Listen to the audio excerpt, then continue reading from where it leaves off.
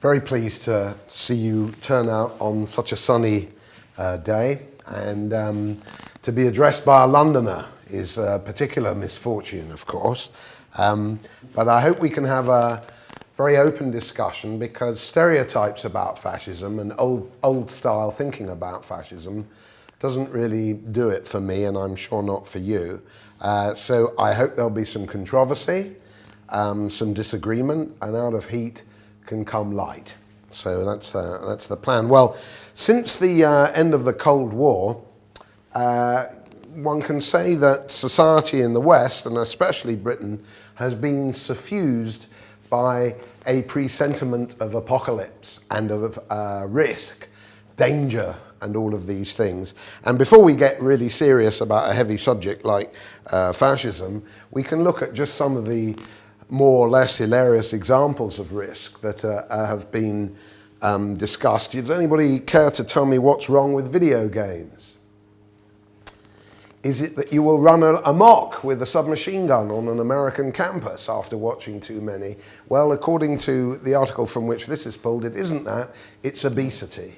You're going to not be able to get up from couch potato status if you play too much video games. And actually, if you, still on a light note, if you look at the Guardian newspaper, pretty much the newspaper that runs the country, if you go back to 1999, you'll find that they were telling us that, in fact, all of you should be dead from mad cow disease now. And if you look at all the things that we're scared of about the future, a lot of them have a medical and health dimension. ADHD is what you'll get listening to me.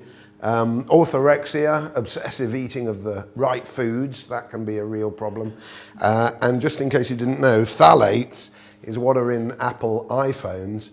If your rubber duck in a bath is containing phthalates, and you lick the rubber duck for 200 years, you become a laboratory rat. So that's something very to be scared of. But a little more seriously, not much, it doesn't matter where you go, people are scared about the end of the world. And that really has increased since 9/11, obviously.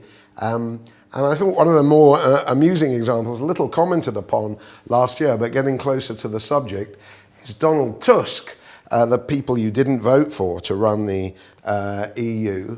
And it's quite interesting what he said.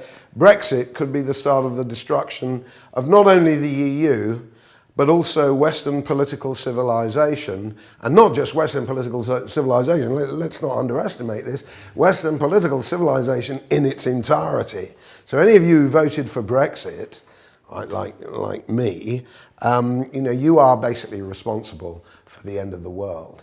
And it's no surprise then that with its typical acuity, the Leeds Salon Spiked and the Institute of Ideas have picked this week to discuss fascism, exactly when, as we just heard from Paul, that famous tweet has been regarded by everybody from Vince Cable leftwards, and that's a lot of people, as definitely confirming that the Donald is basically Adolf.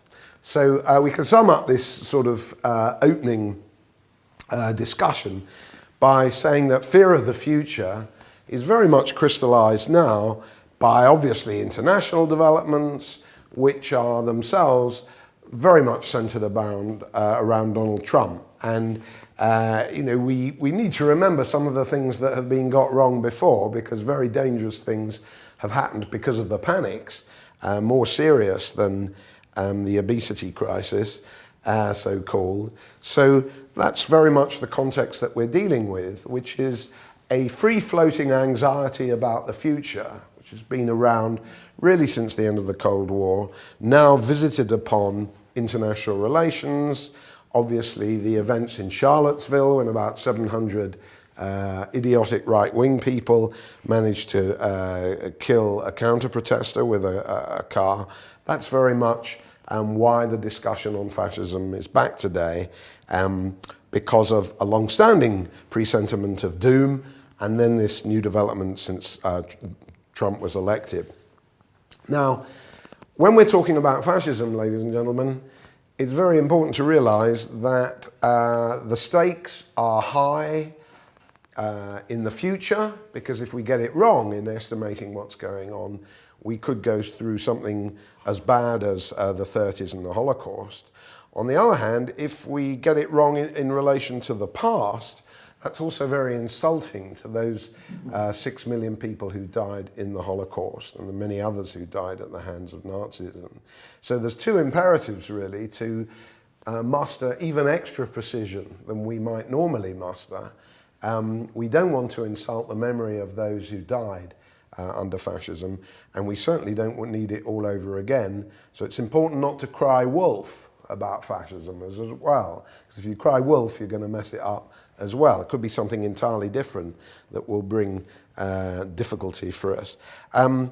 If we look at the world today, of course, the feeling that we're entering the sort of foothills of a fascist mountain is confirmed by a number of traits which it would be foolish to ignore, because there's no smoke without fire. There are some trends around today that at least are reminiscent of one or two of the features of fascism. If you just take this morning's headline, which is brought to you by the Daily Mirror, the use of tactics around pornography to discredit your opponents was something that the Nazis were very keen on, right? They were always publishing in Simplicissimus and so on, various cartoons and caricatures of social democrats and communists of a pornographic character. Of course, they didn't have the World Wide Web in those days, but nevertheless, nor did they have the Daily Mirror in quite this garish form. We understand that the more important headline here is Meghan Markle, of course, but nevertheless, it is quite something when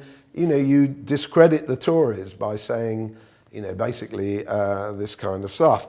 There's some other trends that you could, if you were being glib and superficial, believe are to do with the recrudescence of fascism today. And I've referred to the international situation. If you look at the growth of protectionism around the world and the possibility that Donald Trump might declare a trade war on China, Mexico, even Germany for its BMWs, and you look at this chart where the redder you are and the darker red you are, the more protectionist measures have been taken since the Lehman Brothers crash, you could say, well, this is all very reminiscent of the 30s, isn't it? You get the Wall Street crash in 1929, you get a collapse in world trade by about a third after that event, and then there are all these sort of international frictions. Maybe that's what we're headed for now as well. Now, in this little exposition on fascism, let me say that I'm not going to talk about its international dimensions or its Italian or Spanish ones very much, even though the international dimensions and what was happening are quite interesting. Not just the famous discussion on British appeasers and this very famous photograph, but worth a look, I think, is what my dad always told me, because he was around at the time, that Franco was flown into Spain from Morocco by an Imperial Airways jet, not a jet, a plane in those days. So that was basically the British conniving in Franco's rise. And then what's also interesting, much more interesting than the Windsors in some ways, is this kind of photograph. Anybody know who the man second left is there? Let's not get conspiracy theory about it, but do you know, sir? No? He's American, there's a clue. Yes, sir? Aleister Crowley. No, he looked a bit more bonkers than the guy in the stiff collar. No, it is in fact Thomas Watson Sr., the head of IBM. And they'd already put onto punch cards for the Dutch government all of the inhabitants of the Netherlands, which made the Holocaust there even more extensive by head count proportionally than it was in Vichy France and so on. So it's quite interesting to talk about Ford and Watson and these kinds of international supporters for Nazism. I'm not going to do that. What I'm going to say, first of all, is it's very, very easy to get it wrong. And if we look at some of the, just a few, it's up to you to add more, I think, key theories of fascism that get it very wrong. The most obvious one in some ways, although often neglected nowadays, is the doctrine of German collective guilt after the Second World War. So if you go to 1945, these kinds of posters were put out. It means these atrocities, your fault. by the Allies. So when they wanted to totally dominate Germany, and you may remember, if you know your history, the Morgenthau Plan by Secretary of State Henry Morgenthau, briefly, 1945, wanted to reduce Germany to agricultural status. To do that, which they didn't quite do, you had to kind of convey the idea that not just the Nazis, but the entirety of the German population were responsible for what had gone on. Therefore, that everybody was guilty of fascism. And then you go a little further, if you're being scholarly, and say this is all rooted in the German psyche, in Wilhelmine Germany, in Bismarckian traditions, and the German nation, and so on. So collective guilt, especially on the part of the Germans and the German nation, is one of the key theories of fascism. And I think it's glib, I think it's self-serving. It's important to recognize that it had quite a purchase in the 40s and for quite a long time afterwards. Still now, if you remember when Thatcher was confronted by the reality of German reunification, she was very, very worried about it because she thought that the Germans would be back and that the Germans were basically the same as the Nazis. Second very important theory, again wrong, pioneered by the Institute for Social Research, otherwise known as the Frankfurt School, which were a lot of Freudian Germans, basically, or they followed Freud. Whether they had Freudian relationships, I'm not so certain, but they followed Freud, and they felt that the roots of fascism were basically psychological, that there was an intrinsic desire, and this is what Adorno said in his book, The Authoritarian Personality, intrinsic desire of the masses to sort of conform to, be dominated by leaders and charismatic figures and these kinds of things, that they were too gullible, that this was intrinsic, that it wasn't so much a political affair as a cultural and psychological one. And indeed, we could talk about one of the readings for tonight as William Reich, The Mass Psychology of Fascism. There's no doubt that psychology and Freud have played a big role in vulgar accounts of fascism, where it's come from. And if you don't believe me, I've just discovered this, but I think it's definitely worth a look. This is Alice Miller, her book in 1980, For Your Own Good. And here's a clue as to what she was talking about. Anybody know who these people were and what their names were? Some of the older people here? No? Well, this is Clara Hitler and Alois Hitler, Hitler's parents. And what Miller said basically was that this young boy, because that's Adolf, you can already see a glint in his eye, of course, that he did what he did because his father regularly beat him. And if you go to modern liberal sort of don't spank your child websites and you search for Hitler or Hitler's parents or whatever, the don't spank your child comes up. If you ever just gave your child, any of you here, a cuff around the ears, you're probably responsible for the end of civilization as well, right? Because it's a very dangerous thing to do. Actually, Hitler's dad, it wasn't just a cuff around the ears, but quite an interesting variant on the it's all to do with Hitler and all to do with his psychology. Very foolish, individualistic, Carlylean school. Great men make history, only great men. This was not a great man, but it was all down to Hitler. And now let's get into the psychology. He suffered child abuse.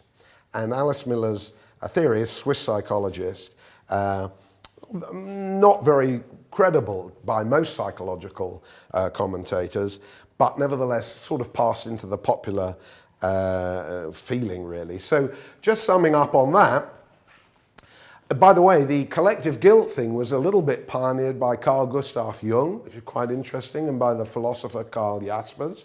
Then you've got the Frankfurt School, and then you've got Alice Miller. Now, there's some other things. Orwell already pointed out in 45, I think it was, that you could call anybody a fascist who you didn't like. If you read the website preface to Leon Trotsky's terrific collection, The Struggle Against Fascism in Germany, the preface, which was written by American leftists in 1969, begins with idea. Fascism is a word that's hurled around far too much nowadays. And so we could add to this theory, not theories of past fascism, we could add to this slide, but also theories of present fascism. Around 1969, anybody you didn't like, come on in, Mark, come to the front. If you're late for my lectures, you have to come to the front. It's all bad news. I know this makes me an authoritarian person. I quite understand that. But anyway, the point is, you know, if you're in 1969 and you're confronted with Nixon, he's a fascist. The police who shot the 4 students dead in Ohio, commemorated by Neil Young, they were fascists. So basically the police, you know, George Wallace, Republicans, Nixon, they were fascists. So this was a theory about current fascism.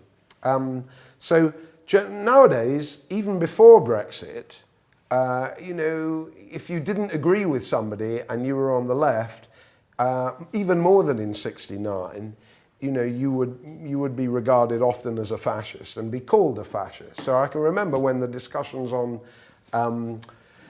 cruise missiles began, and you would meet a CNDer, if you disagreed that, you know, cruise missiles were the #1 and only issue facing the world, because if we didn't get rid of them, we'd have no world to ever get socialism in, so forget about socialism, just fight the cruise missiles. If you differed from that, it happened to me in Hyde Park, you'd be called a fascist. And today, if you voted for Brexit, to return to that, then clearly you voted because you hate immigrants. If you hate immigrants, you're probably a latent fascist. So Brexiteer, fascisteer is pretty much where we're headed. So we can see the promiscuous use of the term has really, if anything, grown since Orwell's time, certainly since the New Left and the hippies of the 60s. There's a man there taking notes. Thank you, sir. Can't get my students to do it, but I'm flattered that that you do. Thank you. I see somebody else reaching for what I hope is a piece of paper. You're calling back to special, Brent. Right, okay, that's okay. Well, you know, so you know, we can see that there's a long history of being promiscuous in the use of the term, that it not only hasn't got us very far, but it encourages us to lack discrimination about important events like Brexit or Nixon or stuff like that. And that's a big mistake. If you're on the left, it's quite important to be discriminating, to you know, clearly delineate one category from another category. To be a Brexiteer is not necessarily to be a racist. To be a racist is not necessarily to be a fascist. It all ought to be ABC, but in the orgy of emotions that we're encouraged into nowadays, it isn't ABC. Now, what then was fascism? And how can we come closer to it? I just want to say that, you know, where I come from, being on the left is not just. Would you all like to cough at once, and we can get it all over? Just as I'm coming to the key bit, where I come from, you know, characterizing a phenomenon is not just going through a tick box list, right? What's rather important is to grasp what Georgi Lukács called the totality of the phenomenon, which means not just sort of this feature or that feature, that tick or that cross, but the whole thing, to get your arms around it, to see it in the process of contradiction and also of change, to see what's specific about it, how it's differentiated from other categories, and also to see what's historically specific about it. So let's just turn to that, and I want to mention 3 authors that have influenced me a little bit. Bit of time since I've read some of them, so I think some of our younger comrades will be better on this. And the first of those is Robert Paxton, an American Democrat. You can pretty much tell it from his face. And he wrote The Anatomy of Fascism, a terrific book. If you read what he has to say about fascism today, the further he gets from his subject, Vichy France, and also Nazism, and the closer he gets to Donald today, the iffier he gets. But then that often happens. You become more blurred and visceral and apologetic for today's events. But as a historian of fascism, he's terrific. Second one, just briefly, was often forgotten Marxist Arthur Rosenberg, who wrote about the mass basis for fascism in the mid-30s. And then the one who's really come to influence quite a lot of the Institute of Ideas tradition most recently is Hannah Arendt, famous for writing about Eichmann's trial in the New Yorker. But before she did that, she wrote this book, 1951, a bit of a doorstopper, The Origins of Totalitarianism. And she's looking at Stalinism as well as fascism. It's not necessary to agree with every single thing she or Paxton or Rosenberg says, just to recognize that they add to the illuminating discussion made by Trotsky in the 30s and until his death. So drawing upon those strands and trying to think about them in a new way, what can we say fascism was? Well, one thing was that right away, after the First World War, the conditions were so bad, and we need to remember that the death rate on the Somme was 10,000 an hour in the Battle of the Somme. I mean, it really was a meat grinder. You had mutinies in Germany, as you did elsewhere, and this one was a naval one in the northern port of Kiel, and the threat of a communist overthrow and the threat of the German Revolution, as it was, straight after the war, was a very, very important inspiration to fascism. It was an inspiration not only because they wanted to oppose it, but because they took on the rhetoric and sometimes the words of socialists. The NSDAP was a National Socialist Deutsche Arbeiterpartei. It's very difficult to resist the imitations. So they took socialism as a word, and they also took, very importantly, the idea, we'll come back to this, of sort of mass movements, of socialist rallies and organization and demonstrations and participation, engagement, and so on. So, the rise of the left was very important to the rise of fascism in lots of ways. And those who opposed the war, like Karl Liebknecht, who was assassinated along with Rosa Luxemburg for his pains, that was something, obviously a red rag in both senses to the fascists. So, anybody who says fascism's around today, where is the communist threat? That's the first thing that we can say. Because without communists as a threat, you wouldn't have had fascism in the 20s and the 30s. And we all know, there's some people who are getting a bit more conscious in the United States, as I believe they are here, but communism is not back on the agenda, and there's no need to resist it from the far right. Second factor in all of this was quite obviously the economic depression that followed the First World War, was briefly alleviated in the roaring 20s, the late 20s, and then of course returned with even more of a vengeance after 1929. So this is quite interesting. Oh, just before we come to the recession, this is a 1920 handbill. You can see the Deutsches Worker Party, 1920, and it's actually about Brest-Litovsk, which was the truce between the Germans and the Soviets in 1918. Speaker, Herr Adolf Hitler. So you can see that what I was saying, the rise of the Soviet Union really, was obviously very important. It's one of the first speeches he made was announced, if not the first, was announced by this handbill. The second factor, apart from the rise of the left, was, as I say, the economic crisis. And here, even before Weimar inflation, you can see that, the debasement of the currency, which was closely linked in the Nazis' view, the eventual Nazis, with moral debasement and the defects of liberalism and so on, their laxness and all of that with the currency, and that, the pound I give you today is not worth anything tomorrow.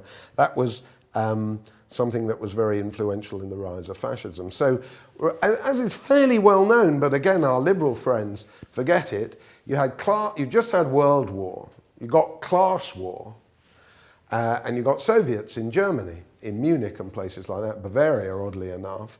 And very importantly, which I've not got a slide for, it's difficult to illustrate, is that after the First World War, and it's captured by D.H. Lawrence and many other writers, Sassoon and all the other people, where were we going? What was life about?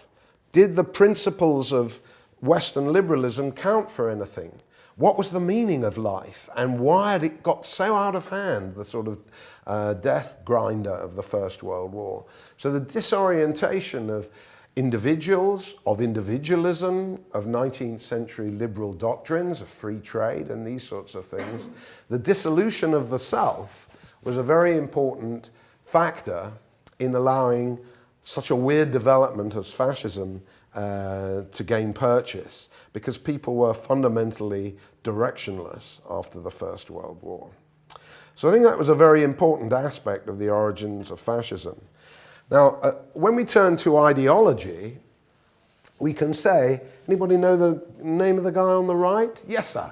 Julius Streicher. Good. Julius Streicher was regarded, even by the Nazis, as just a little bit over the top on anti-Semitism. You know, you only had to say the word Jew near him and you'd probably be gassed. So we have to recognize that racial theories and the fear of the mob, the belief that mob psychology was irrational, that individuals themselves were swept up in the mob, and these sorts of things, the virulent xenophobia, nationalism, anti-Semitism, all the usual stuff, that existed way before Streicher, way before the Nazis. But there was something new in the 20th century, which is that you've got these old racial theories.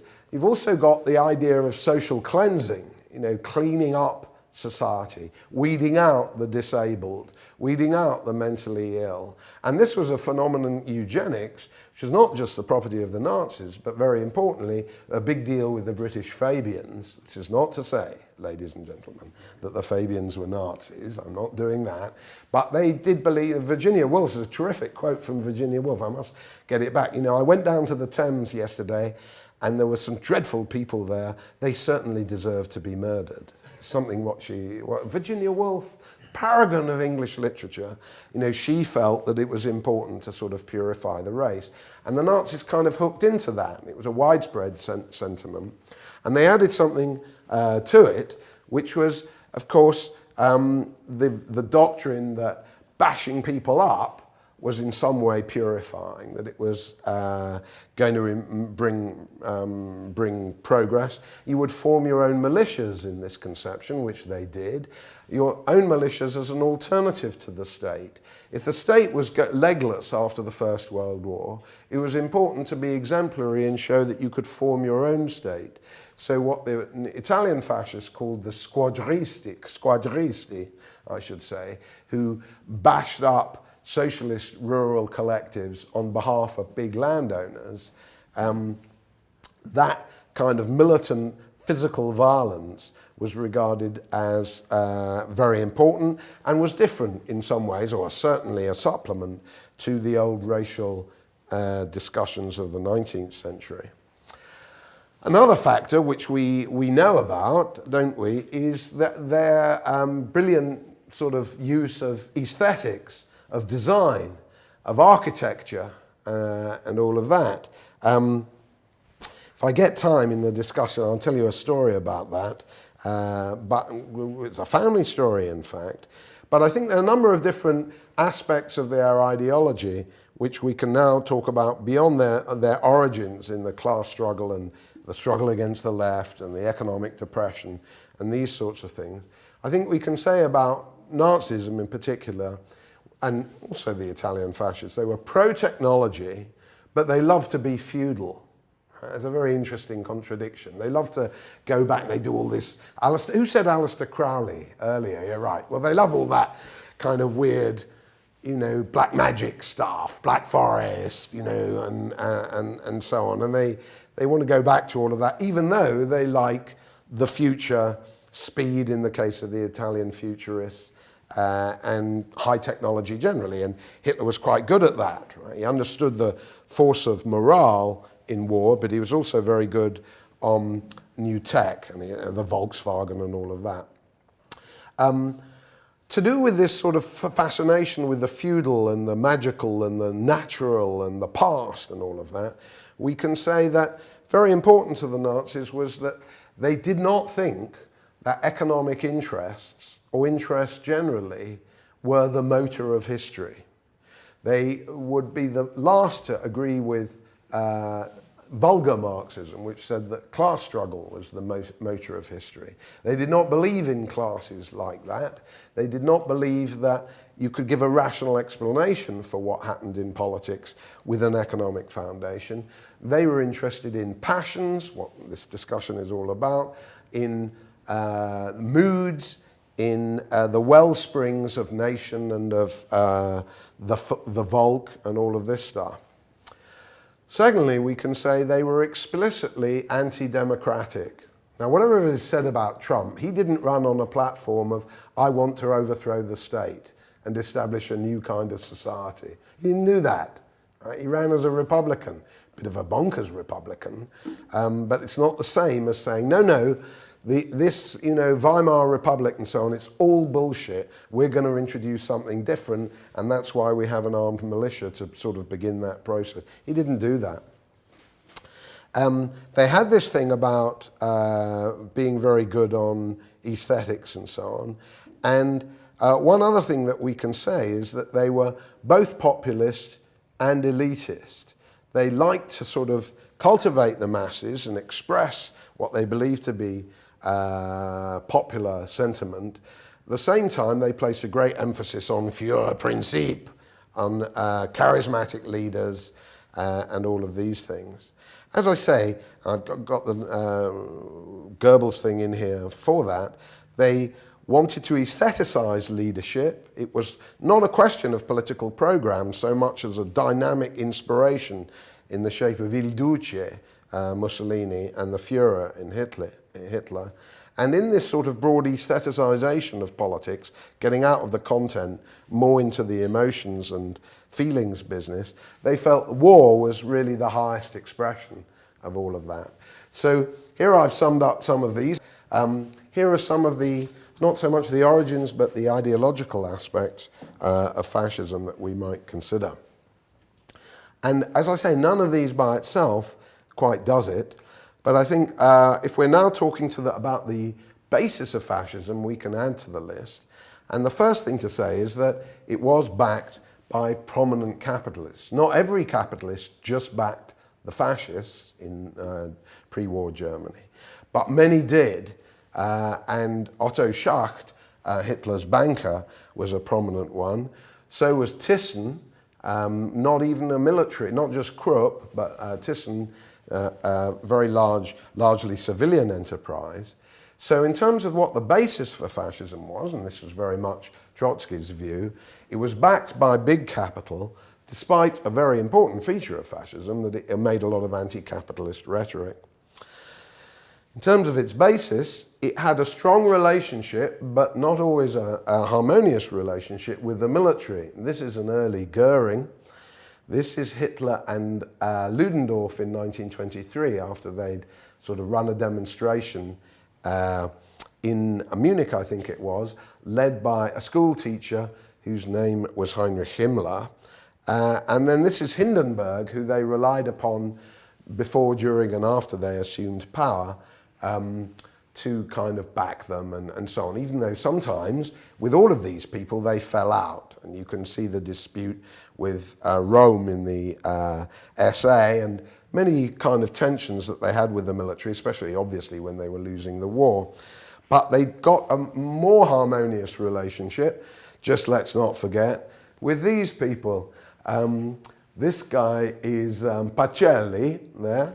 He went on to become Pope Pius XII.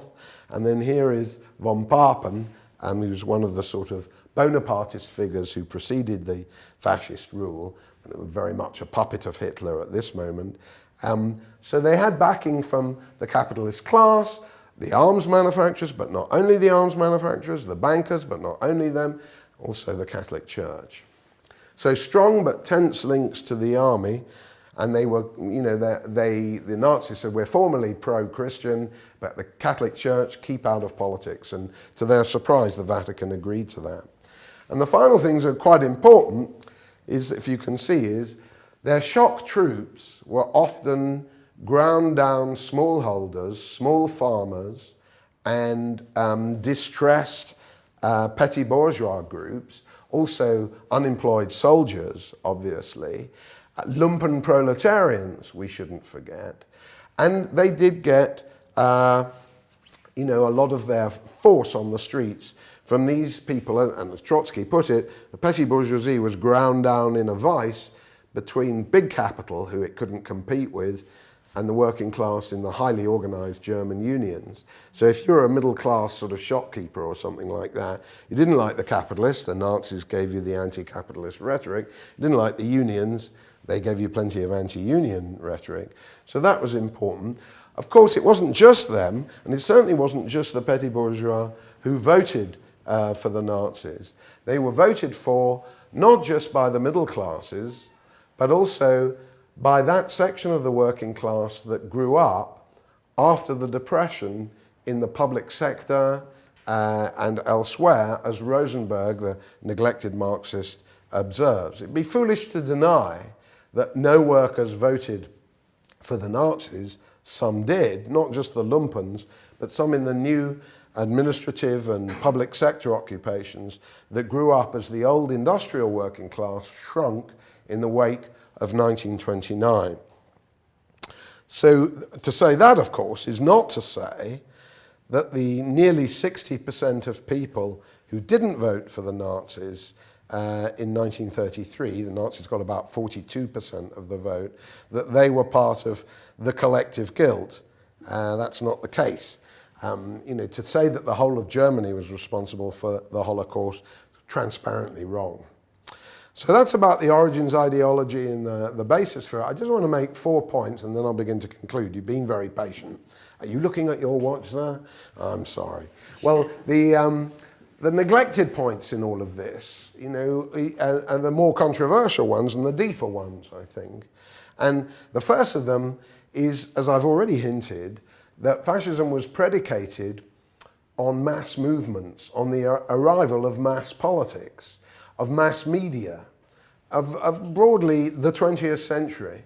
It couldn't have been done in the 19th century because you just didn't have the kind of mass communications and the mass employment that we had there. So they got into that, and they stress, as they stole it from the socialists, mass participation, mass engagement. If you're a liberal or conservative party, you didn't do that.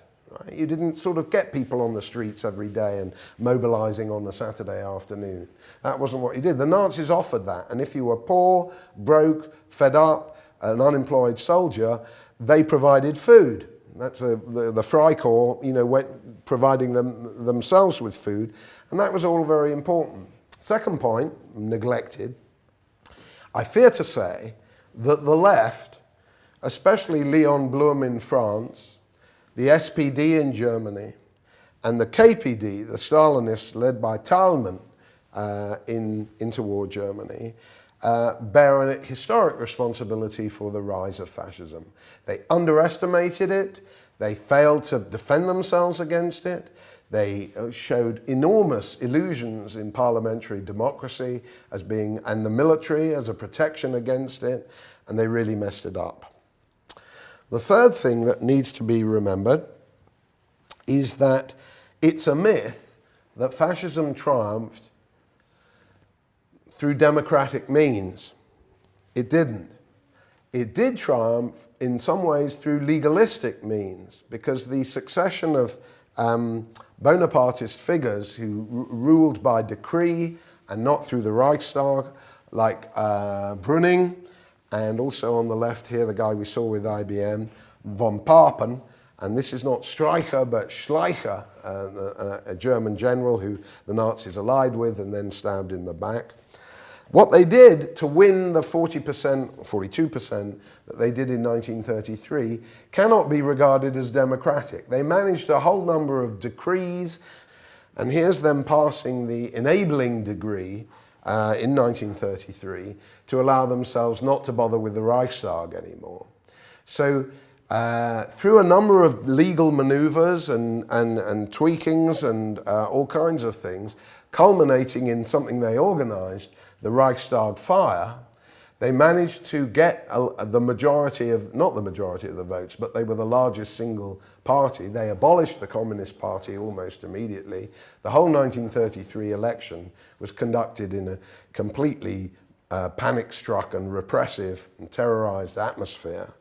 And we need to remember this because it's a popular trope from our Remainer friends that we can't allow Brexit to win because history shows us that majority opinion can be inflamed by terrible ideas and the result can be disaster. Indeed, the EU itself differs from the EEC through the Maastricht Treaty by explicitly recognizing after the reunification of Germany that majority opinion could be a real threat. So in order to supplant it, we have to create a less democratic EU, a more elitist EU, because we don't trust people to vote and to vote for the right people. Look what happened in Germany in 1933. This is a travesty of the facts, right? Whatever is said about the Brexit referendum, and the Nazis did like plebiscites, it must be recognized. Nevertheless, it's not as if we had all kinds of maneuvers in the state, that we had a repressive atmosphere, that people were living in terror, and that the day after all of that, democracy was threatened, and we could be on the road to fascism again. It's completely different conditions from Germany in 1933, which had been through 15 years of putsch, counter-putsch, terror, mass unemployment, and all of these things. The final factor in terms of the sort of neglected aspects of it all is that a bit to do with the aftermath of the First World War, what fascism did was not just terrorize the working class and therefore raise the profitability of German industry, but it also dissolved the individual in the mass. It dissolved the individual in the folk, in the state, and all of this. It quashed all boundaries between a person and their fellow persons. It quashed all boundaries between sectional interests, between different classes and these sorts of things. That was the point of it. And they achieved some success in that. So they needed mass politics. Not everybody on the left messed it up, but it was only a very small Trotskyist or far left element that began to see things clearly. They took power not democratically, but legalistically, and they managed to sort of try to create a new man with a new soul. And that was very important to them in the wake of the First World War. So I think I'm just about done now. You've been very patient. I just want to say that one or two things that we could take up in the discussion. One of them, obviously, which is a leitmotif for all of this, is whether in the Brexit vote and in Alternative for Deutschland and the Beppe Grillo in Italy and all of these people, what similarities, if any, remembering that you just can't do the tick box thing, but what is the nature of today's populism? Are there any affinities or logical steps from it towards fascism? Secondly, we might ask, does immigration and the liberal attitude to immigration fuel that populism and therefore that racism and fascism? We could ask that. And thirdly, we could continue that discussion by saying, well, if we go to Keynes, it's often the subject of quite a lot of controversy, this quotation. It's very interesting from the preface to the German edition of the General Theory in 1936. He says, the theory of effective demand, which is what he was talking about, Keynesianism, is more easily adapted to the conditions of a totalitarian state. And my ideas go well under fascism. That's what he's saying. Now, he wasn't a fascist, and he was far too patrician and gay to like fascists himself, and he treated them with disdain. And it's the subject of some controversy, But what he was saying basically was, well, he was hinting that Hitler had actually implemented his program with his program of Autobahn construction and all of that Keynesian state interventionism. So these are two questions that we could discuss, you know, whether, and when we're talking liberalism, it could be Keynes's or it could be Merkel's. There's one final one I want to raise, and I haven't got all the answers to this just yet. It's an enormous subject, an enormous literature. But I saw an interview with some of the people who were invading the Soviet Union on behalf of the Nazis. One of them said in a later interview 10, 20 years ago, he said, as a Nazi, we were infatuated with risk. We loved risk, you know, and you can see that in the sort of, you know, daring and the bravery that they like to espouse and the, you know, the odds that they took on in declaring war on America as soon as they declared war on Britain and France. I mean, that is risk-taking, there's no doubt about it. You know, they reaped the whirlwind and all of that. Those of you who are familiar with the Institute of Ideas tradition, which I hasten to add has nothing in common with fascism, will know that we like risks as well. You know, we think that people are too scared of the future, too risk-averse, too risk-obsessed, and so on. And thankfully, we're not alone in that view. So what are we talking about here? Well, one thing is that, you know, if you and I want to take a risk because we think the stakes are high and we think if we don't take the risk, it's still riskier, if we want to take the risk, often we will be accused of being a fascist, right? That we are, you know, if we say, well, no, in fact, we don't agree with this gentleman. I point out when I give other lectures that, you know, very few people, a few cows have died because of fracking in America. Some film stars are upset, but the mortality rate is way, way lower than nearly anything else, like nuclear power. You know, if you want to die in America, you don't go down a coal mine. You don't go fracking. Right? But in taking such an attitude, it's easy to say, oh, well, look, James, you know, you're just completely adventurist. You know, you don't care about human life. You know, you are basically a fascist. So we could discuss that. I think it's quite an interesting discussion to work out what our attitude is and how it differs from the fascist sort of falling in love with risk. But as you've all noticed, my time is up. This is the 5 o'clock shadow. I reinforced my point about the totality is necessary. The stakes are high. We have to get it right. I have to get our arms right around the whole subject of fascism. It's not here today. It could be back the day after tomorrow, although it'd be very different from the post-First World War thing. Let's get it in perspective, and above all, keep a cool head. And if you don't keep a cool head, you can troll me on this number. Bring the trolls on, because it can only increase my following, and more importantly, can hopefully clarify debate. Thank you so much. Thank you very much, James.